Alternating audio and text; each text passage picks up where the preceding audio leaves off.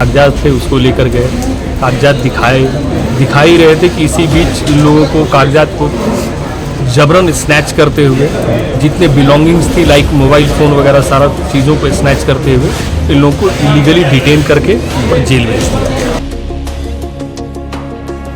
आज तक तो इतिहास में कभी नहीं देखेंगे कोई भी पेपर लेके गया और किसी को अंदर कर देता है। हमारी लड़ाई ना किसी जाति विशेष से है, ना किसी धर्म विशेष से है, ना ही सेना से है, ना ही और किसी से है। ये हमारा चीज़ है, हम अपनी चीज़ को बचाने के लिए अपना जद्दोजहद कर रहे हैं, हम उसकी लड़ाई लड़ रहे हैं। रांची के हटिया स्थित हेसांग में 4 एकड़ जमीन मामले पिछले 9 अप्रैल को 14 लोगों की गिरफ्तारी हुई थी, जिसमें मिली रिहाई के बाद मुस्लिम पक्ष का कहना है कि यह जमीन ईदगाह की वर्षों से चली आई है, जहां नमाज अदा की जाती है। को बुलाया गया, बड़ा बाबू बोले कि आइए, यहाँ के माननीय सदर साहब भी बात किए, बोले कि ठीक है भाई आप लोग आइए। उस दिन पीस कमेटी की मीटिंग भी थी। आप आज तक तो इतिहास में कभी नहीं देखेंगे कोई भी पेपर लेके गया और किसी को अंदर कर देता है। हाँ, अभी सिविल का मैटर में भी जमीन का केस में ये तो हम पहला बार अपना इतिहास और अपना उम्र में देख रहे हैं कि ऐसा कोई थानेदार है कि पहली बार आदमी को किसी को जेल भेजा। कागज मिला? फिर कागज तो बड़ा बाबू के चेम्बर में है, डीड है, जो हम लोग जो पेपर वगैरह जितना लेके गए थे सब थाना में है। क्या बोला? गलत कागज है? वो तो खाली बोलता है रसीद दीजिए और मोटेशन दीजिए। तो दिए वो कौन दिए आप लोग? अभी तो हम लोग देंगे, सारा सीज करके तो रखे हुए हैं। आपको भी गिरफ्तार किया था? नहीं, हमको गिरफ्तार नहीं किया। इस पूरे मामले पर मुस्लिम पक्ष के वकील रुपेश का कहना है कि लेट जिहाद की बातें किसी पार्टी के प्रवक्ता की ओर से प्रोपेगेंडा फैलाया गया है। यह जमीन कई सालों से ईदगाह कमेटी की ओर से इस पर नमाज अदा की जा रही है। हमें अदालत पर पूरा भरोसा है, जल्द हमारे पक्ष में फैसला आएगा। सबसे पहली बात, जो 9 तारीख की घटना थी ये वाकई में एक दुर्भाग्यपूर्ण घटना थी। जिस दिन ईद से पहले कचनाटोली और हिसार के जो भी मानिंद व्यक्ति लोग थे उनको थाना बुलाया गया था ये कहने के लिए कि ईदगाह की कमेटी को आप लोग अगर जबरन कब्जा कर रहे हैं तो इसकी सच्चाई क्या है, तो आप आकर थाना में बताइए, तभी आप लोग काम कर पाएंगे। ये लोग थाना जो ज़मीन के सारे कागजात थे उसको लेकर गए, कागजात दिखा ही रहे थे कि इसी बीच इन लोगों को कागजात को जबरन स्नैच करते हुए जितने बिलोंगिंग्स थी लाइक मोबाइल फ़ोन वगैरह सारा चीज़ों को स्नैच करते हुए इन लोगों को इलीगली डिटेन करके और जेल भेज दिया। जबकि जिस ज़मीन पे बाउंड्री वॉल की जा रही थी वो ज़मीन जेन्युइनली ईदगाह कमेटी की है, जिसे इन लोगों ने 3 अलग अलग गिफ्ट पट्टे से जो दान पत्र होता है उससे इन लोगों ने प्राप्त करके खरीदा है, जो जेन्युइनली ईदगाह कमेटी की ज़मीन है और सही तरीके से पूरे पुख्ते कागजात के आधार पर ये बाउंड्री वॉल का कार्य हो रहा था। लेकिन पुलिस प्रशासन ना इन लोगों का बात सुने, ना इन लोगों को अपनी बात रखने का मौका दिए और गलत तरीके से अरेस्ट करके जेल भेज दिया। अब क्या कुछ निकल कर रिहाई हुई? सच्चाई ये है कि ये जो ज़मीन है पूर्व में जिन्हें जेल भेजा गया तो उनकी रिहाई मिल गई? अभी तो बेल हुआ है और मामला अभी सब जुडिस है, पेंडिंग है। अब इसमें अगली डेट कब? अगली डेट अभी तो तय नहीं हो पाई है, क्योंकि अभी चार्जशीट सबमिट होगी, चार्जशीट सबमिट होने के बाद ही अगली तिथि तय होगी। क्योंकि ये प्रोविज़न है कि अगर कोई केस होता है तो पुलिस प्रशासन जो एक ड्यू प्रोसेस के तहत एक प्रिस्क्राइब पीरियड के तहत में चार्जशीट सबमिट करती है और चार्जशीट सबमिट करने के बाद फिर इसमें प्रोसीडिंग इनिशिएट होता है जिसको ट्रायल कहते हैं, और ट्रायल हम लोग फेस करेंगे।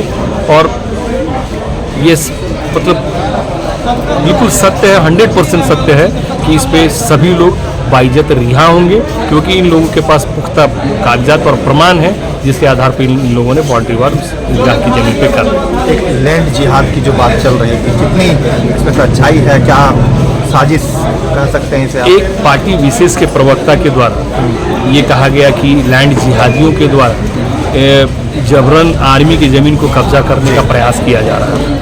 तो उनके लिए मैं ये कहना चाहूँगी कि उनके पास बिना नॉलेज के, पहली बात तो अगर वो प्रवक्ता है तो उनको आधारहीन बात और तथ्यहीन बात करने से पहले पूरे चीज़ों को छानबीन करने के बाद ही अपनी बात प्रेस के सामने या मीडिया के सामने रखनी चाहिए। क्योंकि जो भी आरोप ये लैंड जिहादी कहते हुए, वर्ड कहते हुए ये लगाया गया है, ये पूर्णतः गलत है और असत्य है। क्योंकि जो भी लोग ज़मीन पे काम कर रहे थे या बाउंड्री वाल का काम किया जा रहा था, वो उनके पास पुख्ता सबूत है जिसके आधार पर ये काम किया है। वहीं गिरफ्तार किए गए अब्दुल जब्बार ने अपनी रिहाई के बाद कहा है कि 60 वर्षों से ईदगाह पर नमाज अदा की जा रही है। इस जमीन पर ईदगाह करीब 60 वर्ष हम लोग नमाज पढ़ रहे हैं, ठीक है ना। इस जमीन की कहानी जो है रामेश्वर का नायक की शुरू होता है। ठीक है। सेना कभी इस जमीन पर आया नहीं, कभी सेना अपना दावादारी पेश नहीं किया, और रामेश्वर कृष्णा नायक के द्वारा जो खरीदा गया बेचा गया बेचा गया उसी के आधार पर वहाँ बड़े बड़े फ्लैट बने हुए हैं, वहाँ आदिवासी का मसना भी है ना। इसकी सारी बातें जो है उस वक्त पता चला जब हम लोग बाउंड्री दे रहे थे। सेना वाला आया, हम बोले कि सर अगर आपके पास कोई कागज है या खाता प्लॉट तो कम से कम बता दीजिए। तो कहा खाता प्लॉट हमको मालूम नहीं है। हम बोले खाता प्लॉट नहीं तो हम कैसे आप कागज है सर, ठीक है आप भी जो कागज पत्र है थाना को दीजिए, हम लोग भी थाना जाएंगे, अभी तो रोजा रखे हुए हैं, है ना।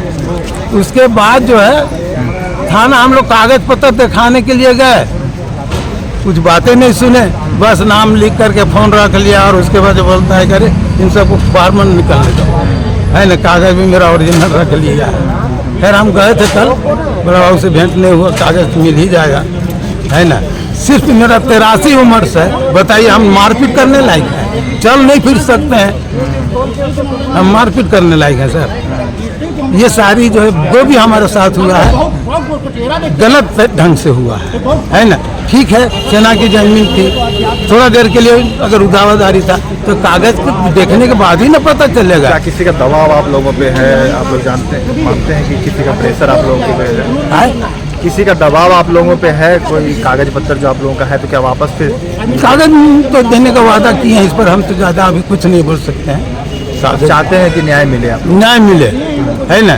जबकि वहाँ आदिवासी मसना है, अभी भी दफन कर रहे हैं, तो हम भी इसी मुल्क का हैं, हमारा भी धर्म है, हमें भी उस जगह पर बरसों से नमाज पढ़ रहे हैं, हमको भी नमाज पढ़ने का अधिकार को ना छीना जाए, बस मैं ही सरकार से। सेना कभी इस जमीन पर अपना दावेदारी पेश नहीं की।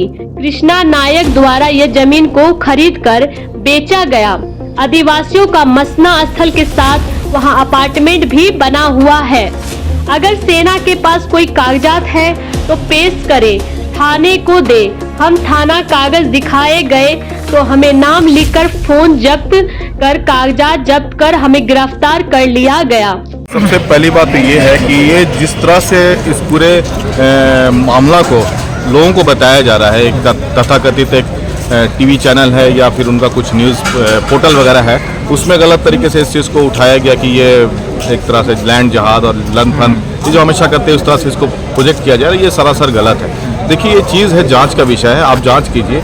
एक सिविल का मामला था, उसको आप क्रिमिनल की तरफ ले गए, आप बिना मतलब के लोगों को अरेस्ट डिटेन करते हैं, फिर अरेस्ट कर लेते हैं और पूरा माहौल को डिस्टर्ब कर देते हैं। ईद के 2 दिन पहले ये सब आप जो इस तरह का जो माहौल क्रिएट किया था, इसके हम लोग खिलाफ है। और जहाँ तक बात रही ईदगाह की, तो ईदगाह हम लोगों का है, शुरू से था, आज भी है और आगे भी रहेगा इंशाल्लाह। इसके लिए जो लड़ाई लड़ना होगा हम लोग लड़ेंगे। आज अंजुमन इस्लामिया के महासचिव होने के नाते आपको बता रहे हैं, यकीन दिलाना चाह रहे हैं आपके न्यूज़ पोर्टल न्यूज़ के माध्यम से कि इस ईदगाह को हम लोग अपने हाथ से नहीं जाने देंगे। इसके लिए जितना दूर जाना पड़ेगा हम लोग जाएंगे, क्योंकि ये असल में हमारा है।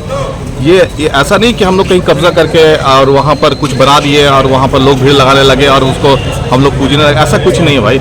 ये सदियों से हमारा रहा है, आज है और आगे भी रहेगा। आप हमेशा देखिए, खास करके हमारे कम्युनिटी में ऐसा कभी भी नहीं होता है कि हम लोग कोई चीज़ को गलत तरीके से वहाँ पर कब्जा करके और वहाँ पर उसको अपना धर्म स्थल बनाते हैं, ऐसा कभी नहीं होता हम लोग के साथ। हमारे पास जब तक कोई प्रमाण नहीं होता है, हमारे पास जब तक कोई डॉक्यूमेंट्स नहीं होता है, प्रूफ नहीं होता, हमारा जो ज़मीन अगर अपना नहीं होता तो हम वहाँ पर इबादत नहीं करते हैं। ठीक है, ये ज़मीन शुरू से हम लोगों का है और आज भी है, आगे भी रहेगा, इसका हम आपको यकीन दिलाना जिनकी गिरफ्तारी हुई थी वो बाहर हैं। देखिए वो सारे लोग, हाँ ये एक्चुअली ये गलत तरीके से गिरफ्तारी हुई थी, भी जमा ले लिया गया था थाना में। वो सब जो है वो सब हम लोग देख रहे हैं, आगे भी प्रोसीड्यूर इसका जारी रहेगा। आगे भी इसकी लड़ाई जो है वो चलती रहेगी। पेपर अभी वहाँ पर है, उसको हम लोग निकलवाने की कोशिश कर रहे हैं। डीसी से मुलाकात हुई है, डीसी उच्च स्तरीय जांच का आश्वासन दिया है। शायद टीम जो है ये आपको 5 जून के बाद ये टीम गठित हो जाएगा और इसे पूरा जांच होना शुरू हो जाएगा।